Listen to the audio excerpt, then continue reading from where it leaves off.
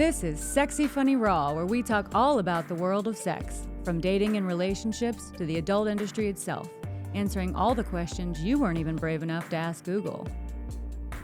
What's up, guys? Welcome back to another episode of Sexy Funny Raw. I am your host, Silvia Sage, and joined with me today is a very interesting guest whose career took a very wild turn, and I cannot wait to get into it. Please give a warm welcome to our newest guest, Jason Schuster. Welcome to the show, Jason. Wow, what an intro, and thanks so much for having me on, Sylvia. Yeah, so you're a comedian, voice actor, and impressionist, correct? Yeah, hat trick I love all it. day. I kind Yeah. of I feel like we have to be, you know? You can't just have one career path these days. Oh my God. Yeah, the days of just being like, I'm a stand-up comedian, I'm gonna just be in the club and hmm then the bookers are gonna notice me are just that was 1986, Yeah. you know? And yeah, so yeah, we gotta be a jack of all trades if we want to make it in this industry. So Yeah. Well, you've like, even done something that I find to be incredibly honorable, but scary at the same time. So you were based here in LA for 13 years, but you've recently moved out of LA. Now you're in Baltimore, Maryland, correct? I'm in Baltimore, Maryland. Yeah, I'm not by the flashing blue lights, like, Okay. sending crack. And some people are like, "Are you?" It's like The Wire. I'm like, no, it's Maryland. There's a Yeah. county. Yeah. Yeah, it's okay. But I don't mean it in the like crime rate. I don't mean that. I just mean that you slipped away from LA, but you're still working very much as a comedian and doing entertainment things, but not from an entertainment city. So I find that to be incredibly awesome. I'm like, I fear leaving LA that I would lose all ability to be anything entertainment. But you say it's not the case. You can do it from anywhere. Yeah, that was my biggest fear. I put so much into my craft and building my network and Mm-hmm. growing a base. And then I had a kid, Mm. and that kind of changed everything. My wife is from LA, Okay. but we just had but my parents were back here in Maryland, and we had Got it. so much more help. And I think at that moment, like, it was a very pivotal like time. I'm like, okay, are we gonna stick this out in LA? Am I gonna grind this out, or can I make this work? Like, can I make this work by moving back to Baltimore and would allow me to get on the road more? Mm. So at that point, if my parents were in Zimbabwe, I'm pretty sure I would have gotten a one-way ticket at that Yeah. point. People have no clue what it takes to raise a kid and the Yeah. expenses and the help that you need. Mm-hmm. And so, yes, that's what happened. And that was my biggest fear.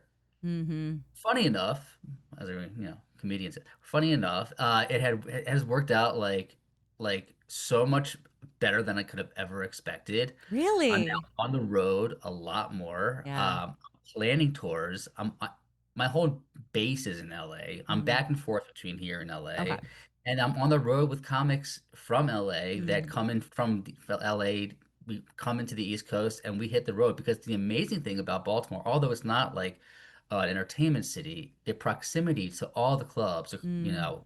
from here to New York City, within 3 hours. So it's Yeah. amazing. So, So and you're and so finding more success out there, right? here's the thing. Like in LA, you can be at the store, you can be at the improv, and you Mm. can be hitting the circuit. You can be performing with the biggest comedians in the world, but that will give you visibility. But Mm. the real heart and soul of comedy, if you really want to make a living doing it, you have to be on the road. You Mm-hmm. got to be touring the clubs. You got to be like in the middle of nowhere in America that, Mm-hmm. people aren't seeing you in LA because LA becomes like a bubble. And if you get out of the bubble, it's a whole nother world on the road and the experiences that you have. I just got back from a tour from Canada, you know what I Nice. mean? And then before that, I was touring all over Florida. But like, I couldn't have done that if I Mm. was in LA because I didn't have the help.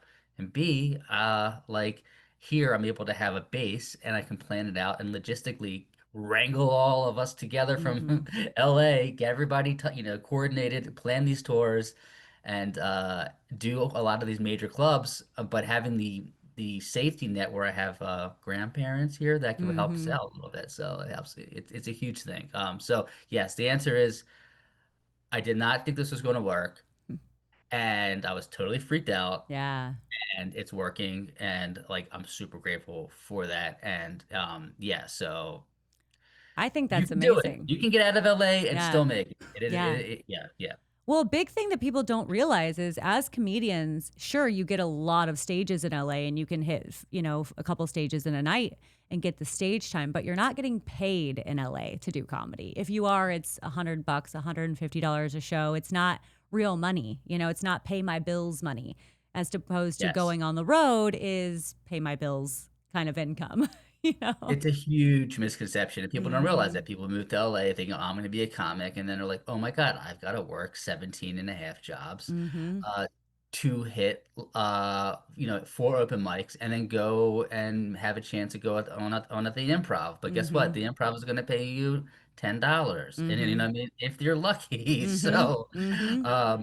and then you get on the road, and you're like, oh my God, I got a guarantee for Yeah. $1,000 for it. Yeah, wow, you know what I mean? Yeah. So. But the nice thing about it is that I'm able to go back to LA. My family's there. My in-laws are there. So I think I'm back and forth now, probably like 3 to 4 times a year. I'm in LA, but here I have my base, and I'm able to get on the road, like Mm-hmm. a lot more frequently, plan these tours, and make sure my kids got coverage, and that's all it really comes down to. Can you make it work? Mm-hmm. Yeah, just got to find ways to do it. Yeah, So. I love it. So let's get into what kind of content you're doing at these shows because that's why I was really interested to have you on this show. Obviously, this show is a lot about sex and sex education.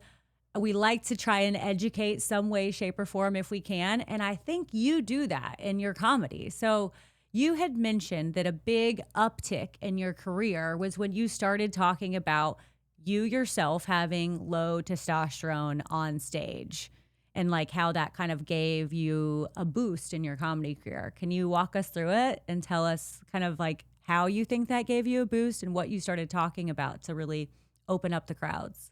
Yeah, what you really forgot to mention is that Viagra called and they said, "Hey, can you get on this Ah. podcast?" Yeah, yeah, no, no, yeah. So that's something I had dealt with. Like, people don't realize a lot of guys, it's like a stigma. And like in your 30s, like your T goes down. You know what I Mm-hmm. mean? And then out of nowhere one day, I was like, "Wow, I just don't feel like myself." And like I kind of hid it for a while. I didn't talk to my friends about it. You talk to your boys about it, and they're like, bro, you're fine." You know what I mean? But like, no, it was like something I was like real legitimately dealing with. Like, Yeah. and so when I started doing comedy, I'm like, you know what, truth, your premises are your truth, your act outs are your exaggerations, right? In Mm-hmm. comedy, right?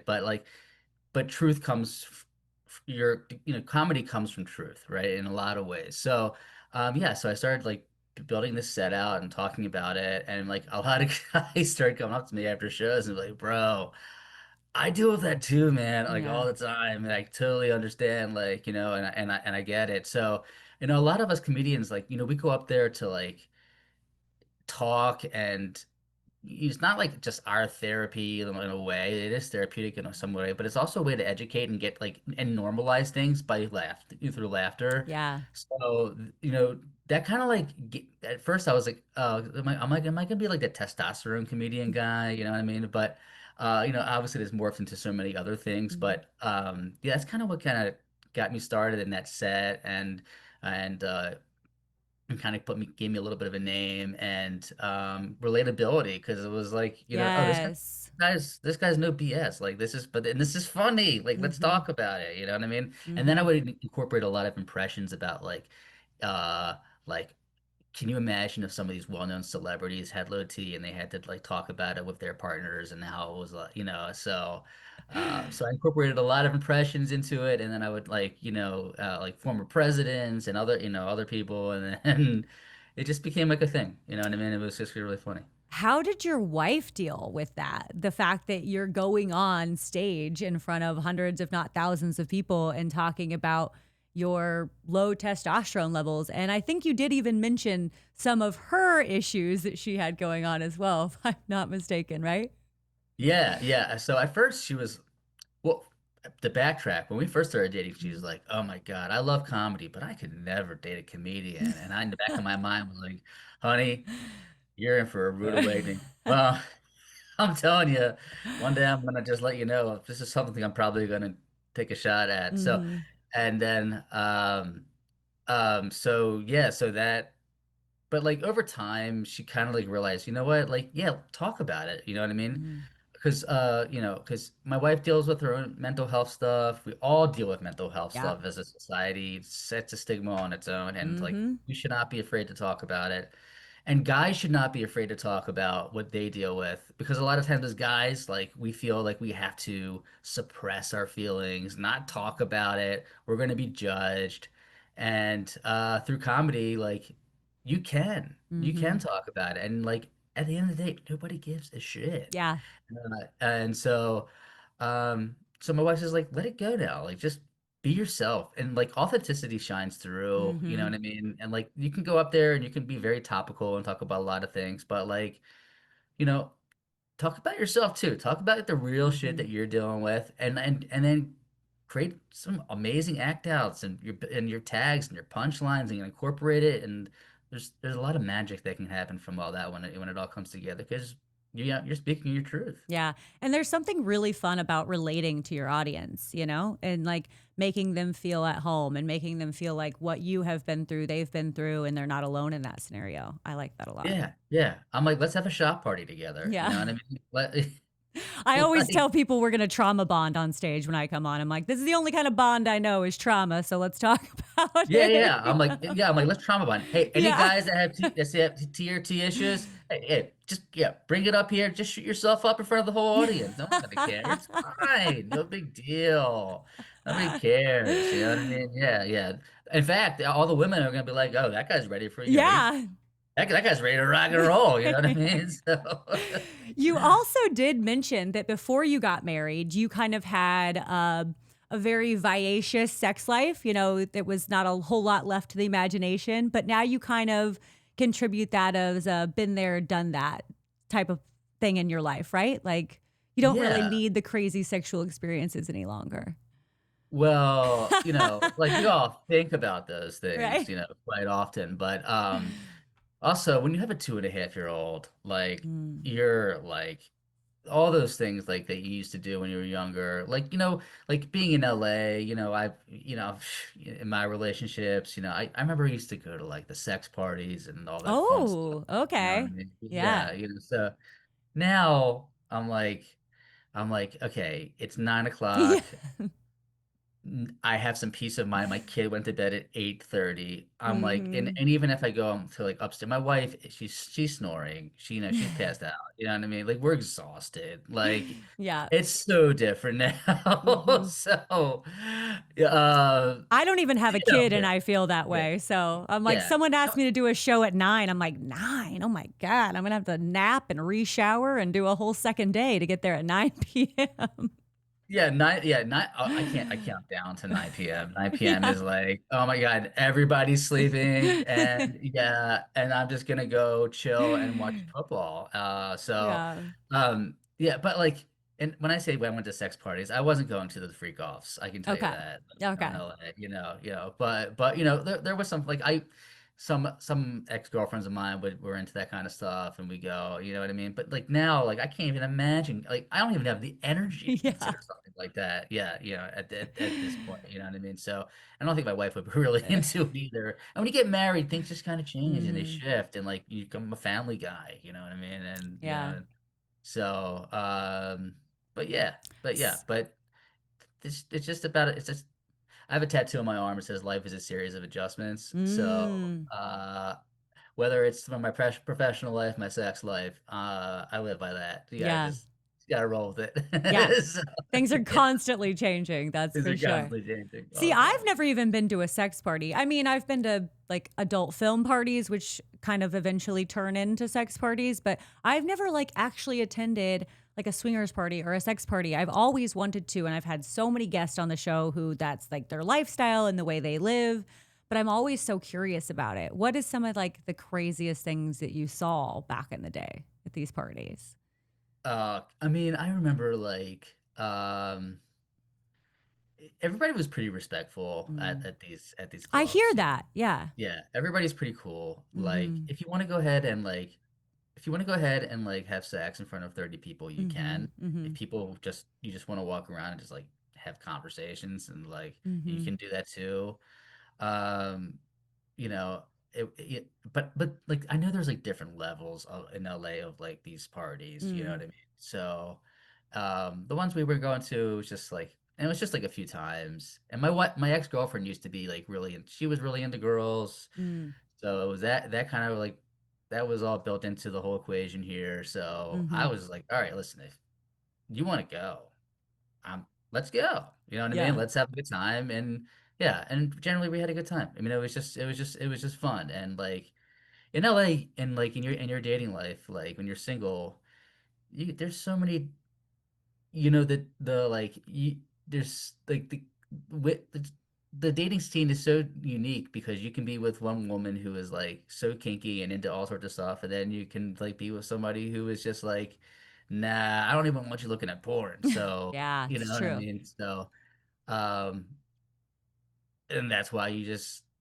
date and you keep going, dodge a lot of bullets, and see what happens, and have fun with it, and then get married, you know, have a toddler, and then be sleep deprived, and that's where all the roads lead to, you know. that's your that's your new kink is just trying to get some sleep at night. You're like Yeah, they're like, yeah, I have a new fetish. It's called going to bed. Yeah. Yeah, yeah, yeah. Not having insomnia. That's my Yeah. new fetish. Yeah.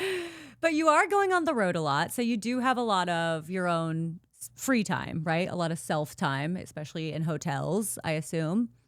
Are I do. I do. Yeah, yeah. On the road's cool though. I mean, I tour you know, I tour a lot with like two different groups of comedians, but I tour a lot with Phil Medina, who is okay. super amazing, one of the best crowd work comedians, legend. Um and I go on the road with him and we have a lot of fun. Like I think you know, the crowds that we perform in front of are amazing, super fun crowds. And but like yeah, you go and you unwind. Like I've gotten to the point where it's like you know you're on the road. Like yeah, you can be very tempted to like get loaded after the Mm. clubs or you know whatever. But like I'm just too tired to even Yeah. consider that at this point. So so we just go you know. But every like just good camaraderie, good people. You have a good time and Mhm. yeah, and a lot of us are all big wrestling fans, so Okay. a lot of wrestlers come to our shows, which is cool, and you know, go out after with the wrestlers. I was just in Florida. We went out afterwards to one of our shows, the Hulk Hogan's karaoke bar. I Mhm. just saw the guy, and then like he just died like Yeah. a few. It was crazy, yeah. So yeah, but You were one of the last to see him, I I was guess. one of the last guys to see the guy Hulk up, brother. You know what I mean? So So, question for you. When you are traveling, you're going to a lot of different states. When you're in your hotel room, I imagine every once in a while you might try and fulfill your time with some porn. Are you finding that a lot of these states with porn bans are, is it, because I haven't been to a state with a porn ban. I haven't tried to look up Pornhub or even OnlyFans in a state that has the ban. Are you finding that it is difficult to even find pornography, or are you finding that you're having to sign up for things to get pornography when you go to these different states? How is that playing out for you? well, in Texas, so if you go to go onto the porn site, the Mm-hmm. sheriff comes and he puts you in cuffs like right away, so you don't even have a chance. Like you can't like, but like I was just like I was just looking and he was like, "You're going to jail, buddy. You're going to jail now." Yeah, I was like, no, but they do, and like they do have like you have to put your ID in some of these states, which Yeah. is super weird. Yeah. And Florida, and in Florida, Florida's the craziest thing because anything goes I in know, Florida, and it's right? such a wild place, and people like Tampa has the most strip clubs per capita I bet anywhere in the country, Mm-hmm. but you can't look at porn unless Mm-hmm. you put your ID in and everything like that, which is just so crazy to me. And like I put a bit out about it recently, like when people were like, "Yeah, man, they've taken away your porn," like it's just like a Yeah. South Park episode, you know what I mean? So, you know, Yeah. a lot of guys are angry Yeah. about it. I Yeah. mean, I can say I monetarily feel the hit of the porn ban, you know? So I know not a lot of people are wanting to give their information, put their driver's license in, because it does feel like you're kind of being put on some like almost predatory list by putting your information into a porn site like that. I don't know if that's the feeling you're getting or the feeling that they're getting, but that's how I would perceive it. Yeah, I'm not putting my idea in Yeah. to go on Pornhub. Like, Right. like, yeah. I mean, it's not that serious, like, you know Mhm. what I mean? And so, but like, do we have to go back to the days of like looking at Playboy I magazines, like know. and flipping through them? Yeah. Like, yeah, I remember like when I was a kid, I discovered my dad's stash. Yeah. Like, and then I was like, wow. And then like, I'm like, is that what I have to resort to? Like, just like flipping through magazines at this point. Like, are we reverting? I know. Like, It's so yeah. scary. And honestly, for me, and now I don't know if you share this opinion, but I cannot imagine it's going to make the world a better place by taking away pornography. I think in my mind, by taking away the sexual pleasures of people, you're just going to have a lot of angry motherfuckers walking around the streets. But Just a maybe bunch that's of me. just a bunch of guys who just want to like beat the shit out of everybody because Yes. but like yeah, but like also I figure I realize like in these states like these like psychopaths, these guys who want to like shoot up places and stuff like that, like Mhm. just give them some porn. Yeah. Like now you're blocking them to watch porn. They're Hmm. already probably incels to begin with, Hmm. and they're just like they're they're probably whacking it 18 times a day. Oh, Like yeah. let's be honest, you know what I mean? So Yeah. so now that they have to just like go into a bathroom and just like look at a toilet and whack it in front of it, like what like what do you like? There's only so much the brain can imagine. You know what I Right. mean? You know what I mean? Right. Yeah, yeah, and they're like fuck. Now they're like fuck. I just Yeah. had to like go into a bathroom and then look at nothing. All right, I'm gonna get a gun. You know what I mean? Like Yeah. I think we can solve the problem here a lot easier if we just stop being douchebags. And Yeah. like porn is a good thing. Like it can get unhealthy after a while. Yeah. It can become an addiction Hmm. for sure. But like porn's also an awesome thing. Like God, like if we didn't have porn, like it has been like it's been like the bane of so many people's existence in terms of learning how to like from an educational like standpoint, like Hmm. yeah, it can skew your whole like way of thinking sometimes, but like hey, when I was growing up, like some of the porn stars that I saw, like I learned a couple things, you know what I Yeah. mean? So yeah. So Texas, Florida, quit it. Yeah. All right. Yeah. Well, my thing is it's not like it's going to stop people from having sexual desires. You know, that doesn't go away just because you take away the visuals, you know? I mean, you've seen it, I'm sure. Like, it's not like when we go do comedy, it's not like we're going to do porn, but still those green rooms are highly sexually charged places, you know? Like, I'm sure you, as a male comic who travels with a lot of female comics, you've seen some crazy shit in the green rooms coming from these other male comics, right? I mean, we talked, the banter's funny, you know what I mean? Yeah. Like it's like nobody holds back, Yeah. and the comics I tour with, like we're just wild guys. It's Yeah. just like have a good time. Yeah. So, I mean, yeah. Right. So I mean, I just don't like. Yeah. I mean, and also it's funny. Like a lot of these Republican like states, and it's like these governors are like Oh, they're like yeah. you guys are the kinkiest motherfuckers of them all. That's Yes. why you're just trying to like that's why you're just trying to ban it because your mind's fucked, just like everybody else's is fucked. That Mhm. we're humans. This is like Mhm. sex is a part of life. Like, and we're so weird about it. Like, I stop know. being so fucking weird. Yeah. Just embrace the reality of humans are like made a certain way. Our brains have thoughts. This is Mhm. how we sometimes like we have fantasies, we have fetishes, we have kinks, and just Mhm. because you mask yourself with a suit and tie and act like you're like the second coming of some kind of biblical person, you know, doesn't mean that you have to ruin it for the fucking rest of us. Right. Right. I always say if you want to keep your like minimal sex ways, then fine. I will never go to someone's home and be like, you know what? I think right now it is mandatory that you try anal. You know, like I'm not coming into your homes and being like, you need to try multi-person sex. You know, I need you to be taking two dicks at once at at all times. It's just I would never go and tell someone to make their sex life more extreme or to take it down a notch. You know, like I just want people to have safe, happy sex. But it's so crazy to me that the other side is really just like ripping into our lives. And they're like, well, if we're not having fun sex, then nobody else should be doing it, you know? Yeah, yeah. I mean, valid point. Yeah. Valid point. I mean, that you should do a protest about this. Let's Let all march. everyone have the sex they want to be having. Oh my God, you know Yeah. how many people would show up for this? Like, I think this is Right. this is this is golden. Yeah. Well, even it's funny to me is you hear a lot of times when the Republican like parties are in a certain city meeting. That's when you hear like the grinder accounts just going bing bing bing bing bing bing bing bing bing of all these Republicans hiding the fact that they are what is it called? Oh my God. Down low. Thank you, Mark. Yes, where they're on the Yeah, on the down low. DL. On the Yes. DL. Right. Is Yes. that what the Yeah. kids are saying? The DL, yeah. Yeah. Yeah, yeah. Yeah. Hey, governor of wherever, your pants were down in the bathroom and some guy was definitely Yeah. blowing. So Yeah.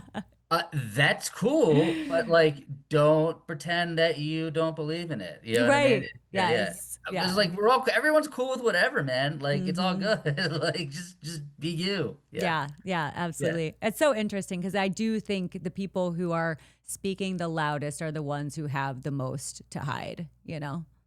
yeah. Exactly. I always found the people who were like the most insecure, who just like bashing stuff all the time, were always the guys that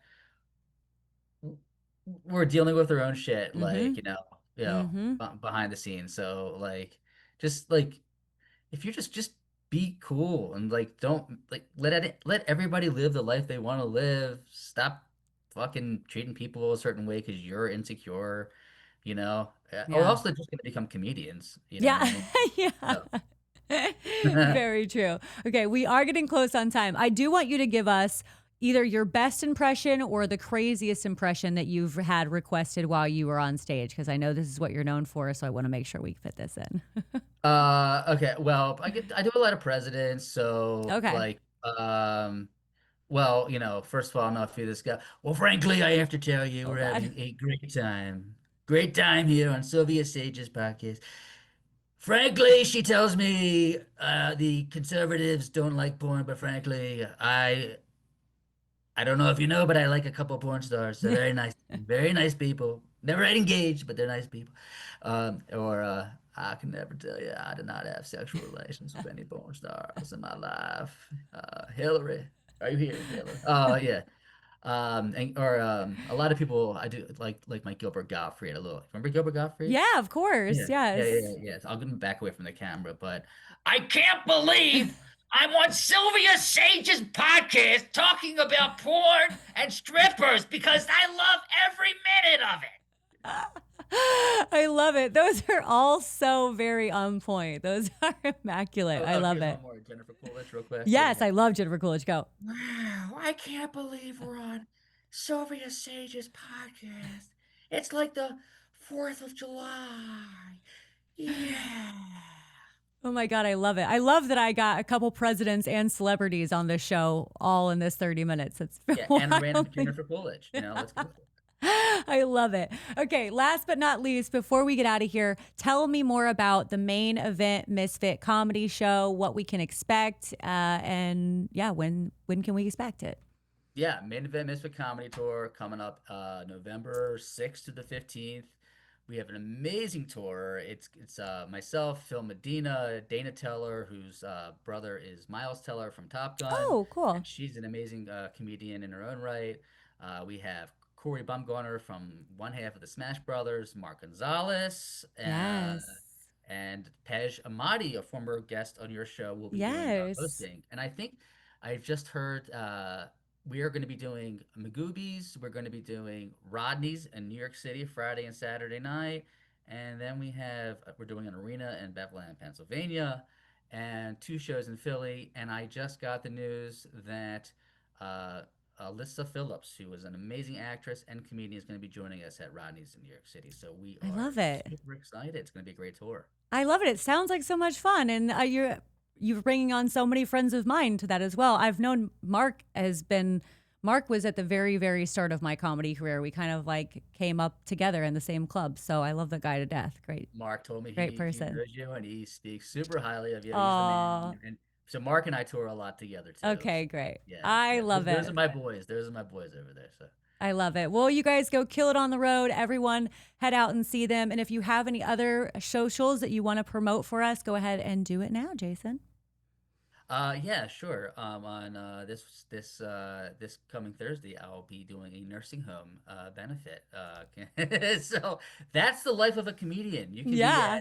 at on the road doing Rodney Dangerfields on a Friday and Saturday, and the next week you're doing a corporate event for a senior gala. You know what I mean? So no, but I have some other cool stuff coming up in the works, and just that's excited for what's to come, and just so happy to be on your podcast. And thanks for having me. Oh my gosh, I'm so happy to have you. Thank you so much, Jason. This was a lot of fun. And I know that nursing home, you'll do great with your low testosterone jokes there. So they'll have a Uh, lot of. Yeah, yeah, it's like an open mic. They'll be sleeping. Yeah. Yeah. I love it. Hey, stage time is stage time. No. Stage time is stage time. That's right.